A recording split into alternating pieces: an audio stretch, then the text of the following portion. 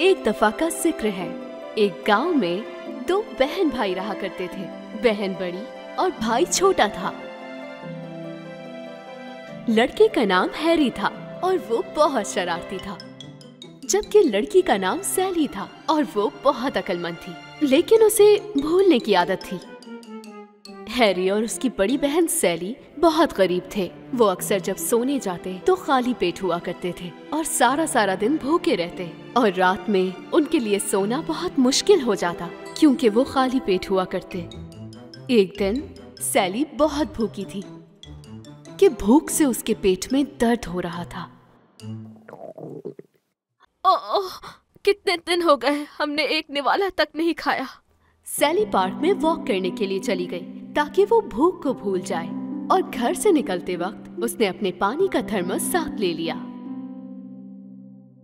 थोड़ी देर बाद वो पानी पीकर कुछ देर आराम करना चाहती थी, और उसी वक्त उसने देखा कि एक बहुत ही बूढ़ी सी औरत जो फटे पुराने कपड़ों में थी, आराम से सैली की तरफ चलती हुई आई। बेटा, मुझे पानी का एक घूंट तो पिला दो।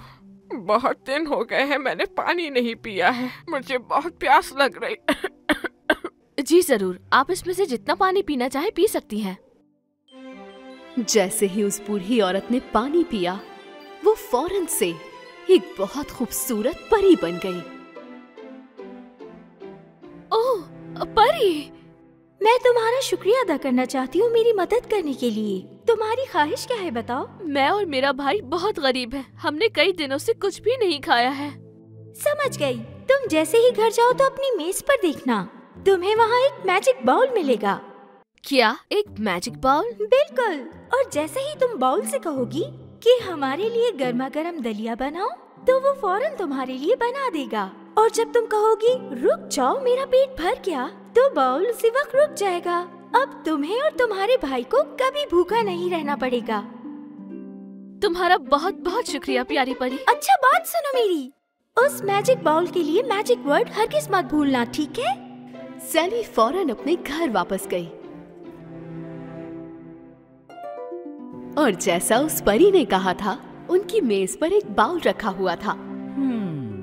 मेरी बहन, तुम इतना प्यारा बाउल कहाँ से लाई हो आखिर? ये कोई आम बाउल नहीं है हैरी, ये एक मैजिक बाउल है, समझे? ठीक है, अगर ये बाउल खाली है तो इसके मैजिकल होने का क्या फायदा? अब खामोश हो जाओ और देखते रहो। हमारे लिए गरम गरम दलिया बनाओ।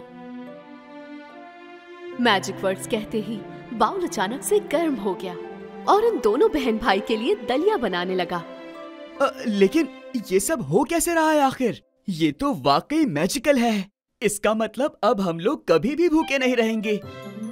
हैरी और सैली ने सिर्फ 2 प्लेट्स नहीं बल्कि 10-12 प्लेट्स खाई, और जब उन दोनों का पेट भर गया तो सैली ने वही मैजिकल वर्ड्स कहे जो परी ने उसे बताए थे। ओह, मेरा पेट भर चुका है। ये दलिया सच में बहुत मजेदार था।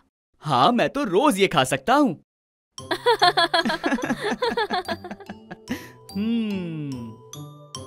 तुम्हें यकीन नहीं आएगा कि ये मुझे कैसे मिला। और फिर सैली और हैरी कई दिनों तक वही दलिया खाते रहे और कभी उसके जायके से बोर नहीं हुए। एक दिन जब सैली घर से बाहर जा रही थी तो वो अपने भाई को बताना चाहती थी कि बाउल को दलिया बनाने से कैसे रोकते हैं। हैरी, हैरी, मेरी बात सुनो, मुझे तुम्हें कुछ जरूरी बताना है। जल्दी इधर आओ। हैरी ने अपनी बहन की बात नहीं सुनी और उसके पास नहीं गया, तो सैली खुद चलकर उसके पास आई। लेकिन उसी दौरान सैली भूल गई कि उसे क्या बताना था, क्योंकि उसे भूल जाने की आदत थी। क्या मसला है? तुम क्यों यहाँ सर पर सवार हो? तुम्हें नजर नहीं आ रहा मैं आराम कर रहा हूँ? मुझे तुम्हें कुछ बहुत ही जरूरी बताना था, लेकिन तुम भूल गई। क्या बात है, तुम्हारी याददाश्त तो किसी काम की नहीं। हैरी, मेरा मजाक मत उड़ाओ, समझ गए तुम? अब मैं जा रही हूँ। लेकिन जैसे ही वो घर से बाहर निकली, उसे याद आया कि उसे अपने भाई से क्या कहना था। ओह, अब मुझे याद आया कि मुझे अपने भाई को बताना था कि मैजिक बाउल को कैसे रोकना है। खैर छोड़ो, जब तक मैं घर वापस जाऊंगी हैरी तब भी सो ही रहा होगा। लेकिन ऐसा नहीं हुआ। हैरी अपनी बहन के जाने के थोड़ी देर बाद ही उठ गया और उठने के फौरन बाद ही मेज पर जा बैठा, क्योंकि उसे बहुत भूख लगी थी।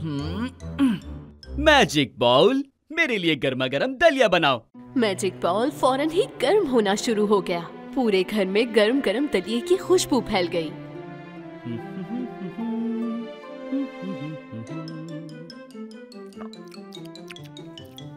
हैरी ने पहले पेट भरकर दलिया खाया और उसके बाद वो उस मैजिक बाउल को रोकना चाहता था। अरे मैंने तो बहुत खा लिया, मेरे ख्याल से नाश्ते के लिए इतना काफी है। रुक जाओ मैजिक बाउल, दलिया बनाना बंद कर दो। लेकिन मैजिक बाउल दलिया बनाता गया क्योंकि वो सही मैजिक वर्ड्स नहीं बोल रहा था। रुक जाओ मैजिक बाउल, रुक जाओ, होकस पोकस, रुक जाओ। लेकिन मैजिक बाउल नहीं रुका और वो गरम गरम दलिया बनाता ही गया। अरे नहीं, अब मैं क्या करूँगा? ये तो रुकने का नाम ही नहीं ले रहा है। रुक जाओ मैजिक बाउल, तुम तो सब कुछ बर्बाद कर दोगे। हैरी ने बहुत कुछ कहा लेकिन मैजिक बाउल दलिया बनाता ही गया। जब तक सैली अपने घर वापस लौटी, तकरीबन पूरा ही घर दलिये से भर चुका था। मेरा भाई यकीनन अब तक सो ही रहा होगा, तो मैं घर जाकर उसके लिए गर्मा गर्म दलिया बनाऊंगी। हाँ, ये क्या है? जब सैली से घर का दरवाजा नहीं खुला तो उसने फौरन खिड़की से जाकर देखा। वो देखकर हैरान हो गई कि उसका पूरा घर दलिये से भर चुका था, क्योंकि उसका भाई उस मैजिक बाउल को दलिया बनाने से रोक नहीं पा रहा था। अरे ये क्या हो गया? हैरी! मेरी बहन, मदद करो मेरी, वरना मैं दलिया में गिर जाऊंगा। रुक जाओ, मेरा पेट भर गया। जैसे ही सैली ने मैजिक वर्ड्स कहे, बाउल ने दलिया बनाना रोक दिया और हैरी दलिये में डूबने से बच गया। हाँ? बहुत शुक्रिया सैली, लेकिन अब हम इतने सारे दलिये का आखिर क्या करेंगे? पूरा घर दलिये से भर चुका है। सैली के जहन में एक जबरदस्त ख्याल आया। उसने फौरन जाकर अपने मोहल्ले के तमाम गरीब लोगों को बुलाया। सब सैली के घर के बाहर लाइन लगाकर खड़े हो गए। हैरी सबके लिए मजेदार दलिया बर्तन में भरता रहा और सैली तमाम गरीब और भूखे लोगों को वो देती रही। तुम्हारा बहुत बहुत शुक्रिया सैली, तुमने हम गरीब लोगों का पेट भरा। ये तो बहुत मजेदार है। हैरी और सैली को अपने जैसे गरीब लोगों की मदद करके बहुत अच्छा लगा। अपने भूखे पड़ोसियों को दलिया खिलाकर उन्हें बहुत खुशी मिली। और फिर एक बहुत बूढ़ा शख्स उनके पास आया। क्या बात है, ये तो दलिया बनाने वाला मैजिक बाउल है ना? मैं अपने बीवी और बच्चों के खाने के लिए कई दिनों से मारा मारा फिर रहा हूँ। प्लीज मुझे ये मैजिक बाउल दे दो ताकि मैं अपने बीवी बच्चों को खाना खिला सकूं। अब हम क्या करेंगे सैली? अगर हमने ये बाउल इन्हें दे दिया तो हमारा क्या होगा? ऐसा मत सोचो हैरी, इनके बच्चे बहुत भूखे हैं और बच्चों को कभी भी भूखा नहीं रहना चाहिए। ये बाउल आप रख लीजिए, इसे अपने साथ ले जाइए ताकि बच्चे दलिया खा सकें। उसी वक्त वो बूढ़ा आदमी एक बहुत खूबसूरत सी परी बन गया। अरे तुम तो वही परी हो ना जिसने मुझ पर एहसान किया? तुम दोनों ने आज मुझे बहुत खुश कर दिया हैरी और सैली। तुमने अपने गांव के सारे भूखे लोगों को खाना खिलाया और उस बूढ़े आदमी की भी मदद की जिसके बच्चे भूखे थे। तुम्हारे इस अच्छे काम की वजह से आज से ये मैजिक बाउल सिर्फ और सिर्फ तुम्हारा हुआ, वो भी हमेशा के लिए। क्या वाकई? उस दिन के बाद से हैरी और सैली रोजाना गरीब लोगों में दलिया बांटते ताकि कोई भूखा ना रहे, और लोगों को इस तरह खाना खिलाकर उन्हें बहुत खुशी मिलती, क्योंकि जब उनके गांव के बूढ़े और बच्चे पेट भरकर दलिया खाते तो उन्हें बहुत अच्छा लगता, और इसी तरह वो हमेशा एक साथ हंसी खुशी रहने लगे।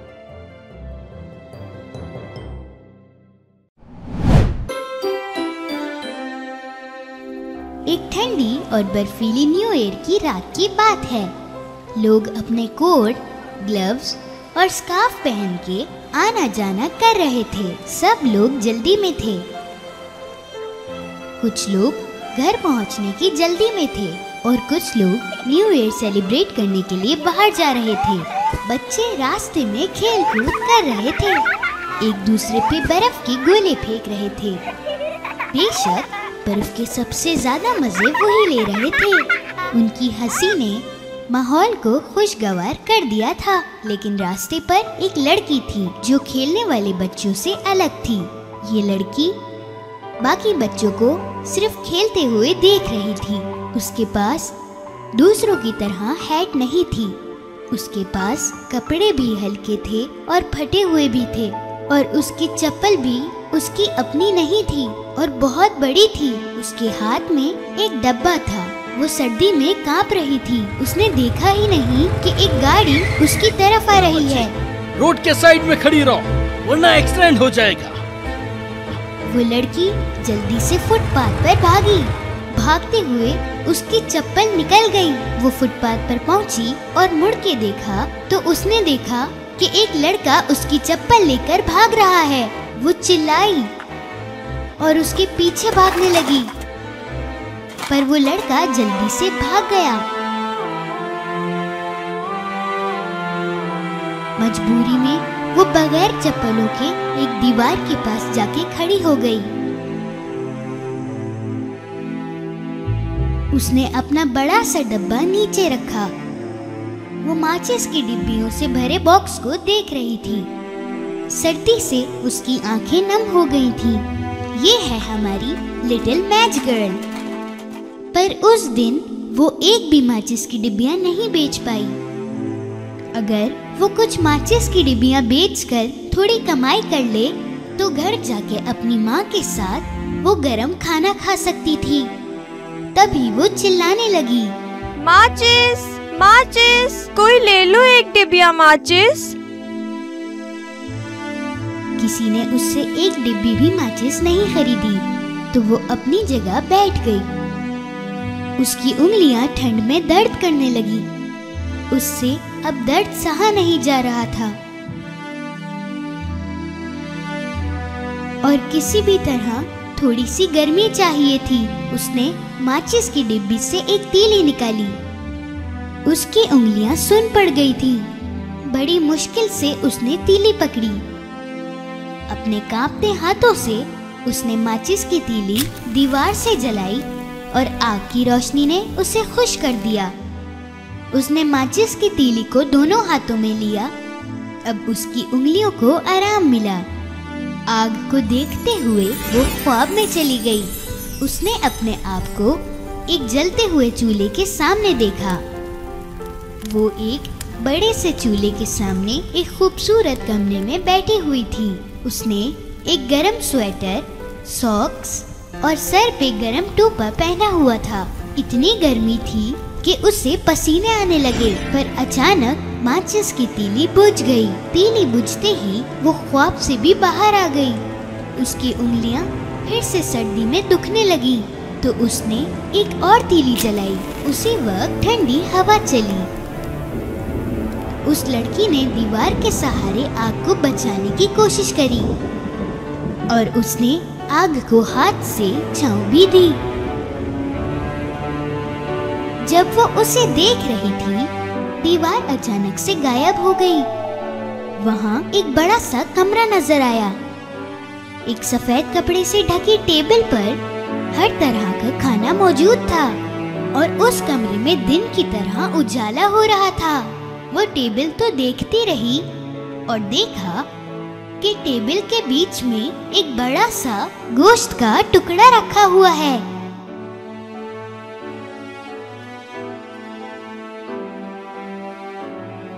वो टेबल के पास गई और गोश्त का एक टुकड़ा खाया और उसकी भूख खत्म हो गई। वो एक और टुकड़ा लेना चाहती थी। वो लेने लगी, लेकिन जो माचिस की तीली उसके हाथ में थी वो बहुत जल्दी बुझ गई। उस लड़की का हाथ जल गया। और उसने वो तीली फेंक दी। जैसे ही उसने तीली फेंकी और दीवार फिर से आ गई। लिटिल मैच गर्ल ने एक और तीली जलाई। अब की बार उसे एक बहुत बड़ा ख्वाब दिखा। खूबसूरत सी जगह पे बड़े से चांद के साथ वो एक पेड़ के नीचे सफेद कपड़ों में बैठी थी। रात थी पर ठंड नहीं थी। वो तारों को देख के खुश हो रही थी। उसने कभी इतना साफ आसमान और चमकते हुए तारे नहीं देखे थे। फिर अचानक उसे एक टूटता तारा दिखा। उसने दिल में सोचा, एक और हमारे जैसा उड़ गया आसमान की तरफ। उसकी दादी माँ ऐसा कहा करती थी। बिल्कुल उसी वक्त उसने अपनी दादी को वहाँ पे देखा। जब कोई तारा टूटता है, हमेशा कोई और उसकी जगह ले लेता है। इतना कहते ही उसकी दादी माँ वहाँ से गायब हो गईं और लिटिल मैच गर्ल ने उन्हें आवाज लगाई। दादी माँ रुके, मत जाएं, मैंने आपको बहुत मिस किया।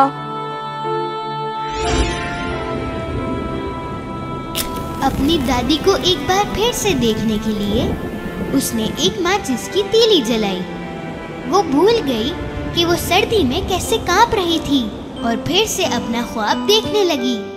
हर बार जब वो माचिस की तीली जलाती, उसे ऐसा लगता कि वो दादी को देख रही है। उसने एक और तीली जलाई।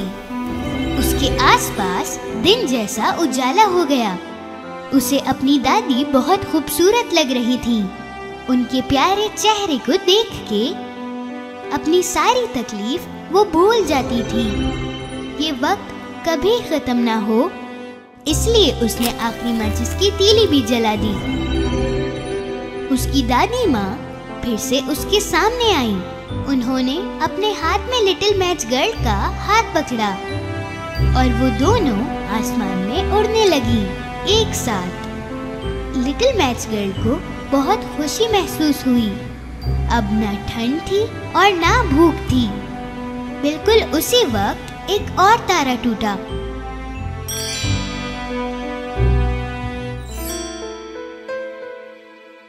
सुबह लोग जब रास्ते से गुजर रहे थे, उन्होंने लिटिल मैच गर्ल को दीवार के सहारे लेटा देखा। उसकी आंखें बंद थीं, पर चेहरे पर एक प्यारी सी मुस्कान थी। उसके आसपास बहुत सारी जली हुई तीलियां पड़ी थीं। तीलियां उसके ख्वाबों को रोशन किया। ऐसे ख्वाब जिन्हें कोई भी नहीं देख पाएगा। कई सालों पहले बहुत दूर महल में एक शहजादा रहता था। अब शहजादा शादी करने के लिए तैयार हो चुका था, पर शादी के लिए उसे कोई शहजादी नहीं मिल रही थी। अपनी शहजादी को ढूंढने के लिए उसने पूरी दुनिया का सफर किया।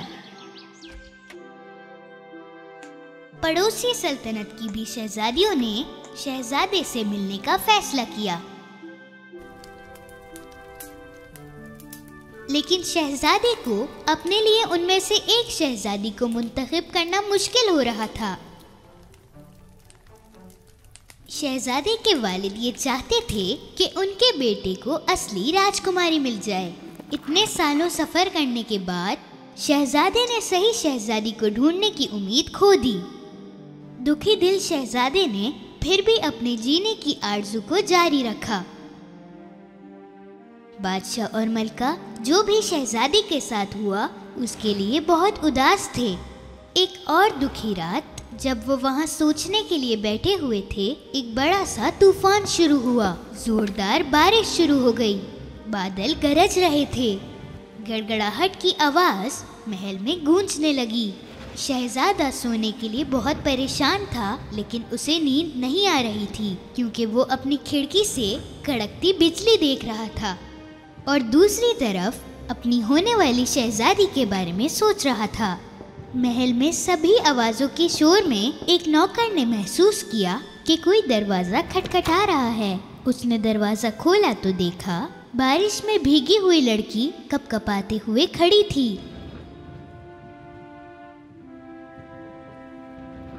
पूरी सल्तनत में सारी लड़कियों में से ये लड़की सबसे खूबसूरत और नाजुक लग रही थी।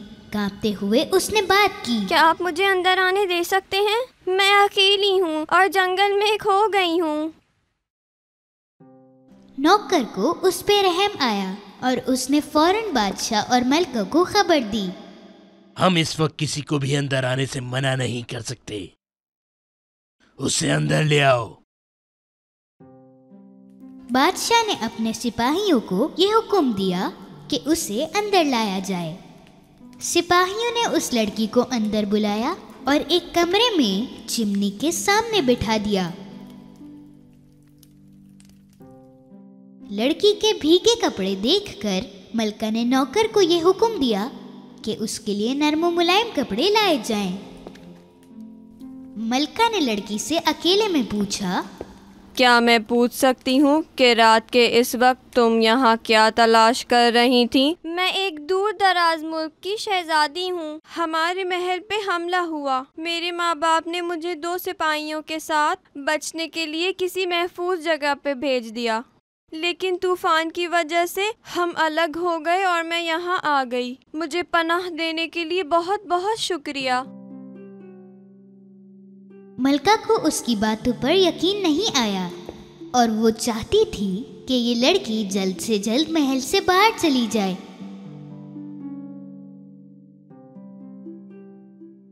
शहजादा ये देखने के लिए बहुत बेताब था कि ये लड़की आखिर है कौन। वो उस लड़की से मिलना चाहता था। उस वक्त उस लड़की ने मलका के दिए हुए कपड़े पहने थे। उसके बाल पूरी तरह सूख गए थे और अब उसे जरा अच्छा लग रहा था और वो अब और ज्यादा खूबसूरत लग रही थी।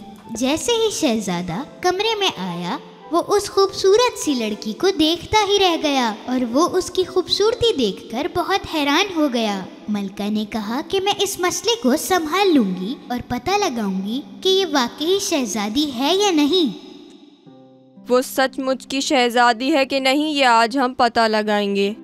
शहजादे और शहजादी ने देर रात तक बातें की। शहजादे को बेताबी थी और वो उसे जानने की कोशिश कर रहा था। मलका ने मेहमानों का कमरा उस लड़की के लिए तैयार किया और उसके बिस्तर के नीचे एक मटर रखा और उसे 7 गद्दों से ढक दिया। वो लड़की उस रात उस अजीब बिस्तर पर सोई जो उसके लिए तैयार किया गया था। दूसरी सुबह मलका ने उस लड़की के उठने का इंतजार किया। जब वो जागी तो उससे पूछा, कल रात अच्छी नींद आई? मैं बहुत खुश नसीब हूँ कि आपने मुझे पनाह दी, लेकिन मुझे अच्छी नींद नहीं आई। अच्छा, सच में? क्या मैं पूछ सकती हूँ कि क्यों? मेरे जिस्म में दर्द है, मेरी कमर दर्द कर रही है। ऐसा लग रहा था कि मैं पूरी रात किसी सख्त चीज पर सोई थी। मलका को इसी जवाब का इंतजार था। उसे पता था कि सिर्फ शहजादी ही गद्दों के 7 तह के नीचे छुपे चीज के अंदर अच्छा महसूस नहीं कर सकती थी। वो शहजादी के पास गई और जो कुछ हुआ उसे बताया। ये सब सुनकर और आखिरकार ये जानकर कि वो एक शहजादी है, शहजादा अपनी खुशी छुपा नहीं पाया।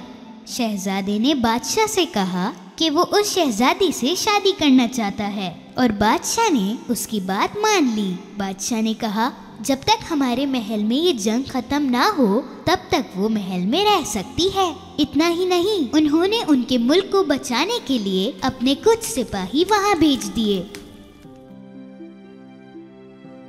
और कुछ दिनों बाद ही शहजादे ने शहजादी से शादी करने का पूछा। क्या तुम मुझसे शादी करोगी शहजादी?